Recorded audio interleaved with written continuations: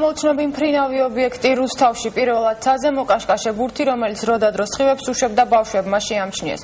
მოგვიანებით კი ვიდეოკამერით ობიექტები გიორგი ჭეიშვილმა დააფიქსირა. ფირზე 6 მანათობელი ბურთია გადაღებული. ამოუცნობი ობიექტები რუსთავის თავზე მხოლოდ ფირფრინავის მიახლოებისას გაუჩინარდნენ. ჭეიშვილმა გადაღებული მასალა უკვე მიყიდა უცხოელებს, რამდენად შეეფერება სიმართლეს ამოუცნობი ობიექტების რუსთავის თავზე გამოჩენა.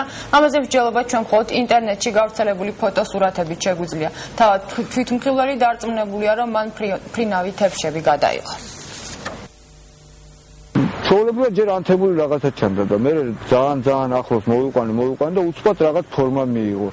შუაში შავი გამოსახულები და გვერდზე რაღაც ოთხკუთხედის შავი. და რაღაც ფიგურა შეადგინეს, დახატეს და რამდენიმე წამი იყო გაჩერებული. მე გაქრენელა. ცოტა ხანში ისევ ჯერ ერთი გამოჩნდება, მე მეორე, მე მესამე და ასე გრძელდებოდა დაახლოებით 10-15 წუთი. საქართველოში მყოფმა